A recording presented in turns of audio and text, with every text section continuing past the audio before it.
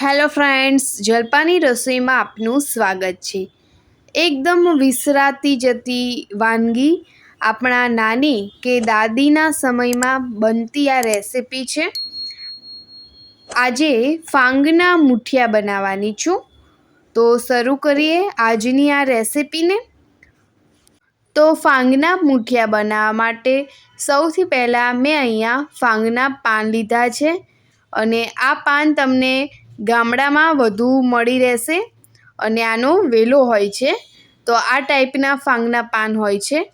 તો એને મેં સારી રીતે ધોઈ દીધેલા છે। હવે ફાંગના પાનને સમારી દેવાના છે, તો એની માટે 4-5 ફાંગના પાન લઈ લેવાના અને એને સમારી દેવાના છે। તો આવી રીતે રોલ વાળી અને એને સમારી દઈશું। તો આના મુઠિયા એકદમ પોચા રૂ જેવા બને છે અને ખાવામાં પણ બહુ જ ટેસ્ટી લાગે છે। તો વિડીયોને એન્ડ સુધી જુઓ, સ્કીપ બિલકુલ ના કરતા। તો બધા જ ફાંગના પાન સમારી લઈશ। તો આવી રીતે 4-5 ફાંગના પાન હાથમાં લઈ અને એનો રોલ વાળીને સમારી લઈશું। જો મારા અવનવા વિડીયો તમને જોઈતા હોય તો મારી ચેનલને સબસ્ક્રાઈબ જરૂરથી કરજો। તો અહીંયા મેં બધા જ ફાંગના પાન સમારી દીધા છે, તમે જોઈ શકો છો। હવે એના પછી મુઠિયાનો લોટ તૈયાર કરી દઈશું। તો એની માટે મેં અહીંયા એક મોટી વાટકી જે ભાખરીનો લોટ આવે છે એ લીધેલો છે। ઘઉંનો લોટ કકરો હોય એ જ લોટ લેવાનો। તો અહીંયા મેં 1 થી 1.5 વાટકી જેટલો લીધેલો છે। એના પછી એક નાની વાટકી બાજરીનો લોટ લીધો છે અને 1 વાટકી ચણાનો લોટ લીધો છે, તો એક નાની વાટકી ચણાનો લોટ। એના પછી એમાં લીલા મરચાં અને લસણની પેસ્ટને એડ કરી દઈશું।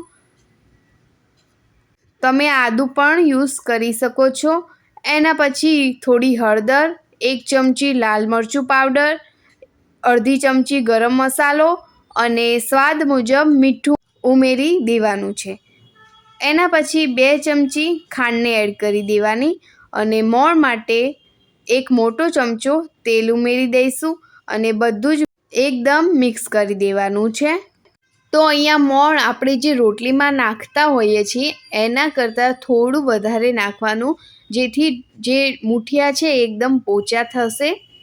તો આ ટાઈપનું મુઠ્ઠીમાં લોટ આવી જાય એટલું મોણ હોવું જોઈએ। હવે એના પછી ફાંગના પાનને જે સમારીને રાખ્યા હતા એને પણ એડ કરી દઈશું અને બધું જ મિક્સ કરી દેવાનું છે। મેં ખાંડ નાખી છે, એની જગ્યાએ તમે બુરું ખાંડ પણ યુઝ કરી શકો છો। એના પછી 1 વાટકી જેટલી છાશને એડ કરવાની છે, એનાથી મુઠિયા એકદમ સોફ્ટ બનશે અને ખાવામાં પણ ટેસ્ટી લાગશે। તો છાશને એડ કર્યા પછી જરૂર મુજબ પાણી એડ કરી અને એનો લોટ બાંધી દેવાનો છે। તો સાવ ઢીલો લોટ નથી બાંધવાનો અને સાવ કાઠો પણ નહીં, એકદમ મીડિયમ લોટ બાંધવાનો છે। એટલે થોડું થોડું પાણી ઉમેરતા જઈ મુઠિયાનો લોટ તૈયાર કરવાનો છે। તો અહીંયા આપણો મુઠિયાનો લોટ તૈયાર થઈ ગયો છે। હવે એના પછી એના મુઠિયા વાળવાના છે। તો હવે આપણે એના મુઠિયા વાળી દઈશું। તો થોડું હાથમાં તેલ લગાવી અને નાની સાઈઝના મેં અહીંયા મુઠિયાને વાળ્યા છે। તો આવી રીતે હાથમાં થોડો લોટ લઈ અને એને આવી રીતે લાંબો શેપ આપી અને મુઠિયા વાળી દેવાના છે। મુઠિયાનો જે શેપ હોય છે એવો શેપ આપવાનો। તો આવા મેં નાના મુઠિયા વાળ્યા છે અને જાડા નહીં રાખવાના, જેથી અંદરથી કાચા ના રહી જાય।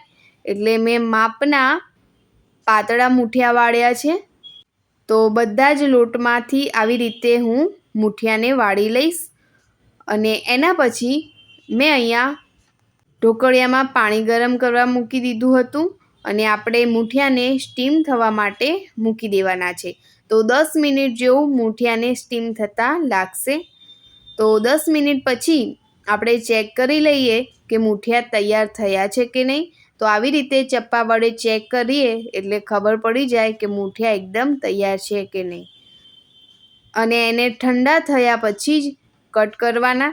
તો તો અહીંયા મૂઠિયા ઠંડા થયા એ પછી જ મેં કટ કર્યા છે, જેથી એકદમ એનો રાઉન્ડ શેપમાં કટ થશે. નહીં તો જો ગરમ ગરમ કરશો તો એ તૂટી જશે અને સરસ એવો કટ પણ નહીં થાય. તો અહીંયા ઠંડા થયા એ પછી મેં બધા જ મૂઠિયાને કટ કરી દીધા છે. તો એકદમ સરસ એવો રાઉન્ડમાં કટ કર્યા છે. હવે એના પછી મૂઠિયાનો વઘાર કરવા માટે એક કડાઈમાં તેલ ગરમ કરી દઈશું. તેલ આવી જાય એટલે એક સૂકું લાલ મરચું, એમાં રાઈ એડ કરશું, થોડી હિંગ એડ કરશું અને લીલા મરચાં જે સમારીને રાખ્યા છે એને પણ એડ કરી અને થોડીવાર સાંતળવા દઈશું. અને એના પછી એમાં લીલા લીમડાના પાનને એડ કરી દઈશું. બધું સાંતળાઈ જાય એ પછી એમાં તલ એડ કરવાના છે. તો અહીંયા મેં તલને છેલ્લે એડ કર્યા છે, જેથી તલ ફૂટીને બહાર ના આવી જાય. એટલે જ્યારે મૂઠિયા એડ કરવાના હોય એની પહેલાં જ તલને એડ કરી દેવાના.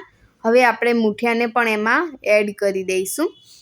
તો ઉપરથી પણ મેં થોડા અહીંયા તલને એડ કર્યા છે, એટલે એકદમ ટેસ્ટી આપણા મૂઠિયા તૈયાર થઈ જશે. અને હવે એમાં બધું જ મિક્સ કરી દઈશું. મૂઠિયાને સારી રીતે મિક્સ કરીને હલાવી લેવાનું છે. તો અહીંયા આપણા મૂઠિયા એકદમ સરસ એવા તૈયાર થઈ ગયા છે. તો તૈયાર છે ફાંગના મૂઠિયા. એક સર્વિંગ પ્લેટમાં સર્વ કરી દેવાના. રેસિપી ગમી હોય તો લાઇક, શેર અને કોમેન્ટ કરજો.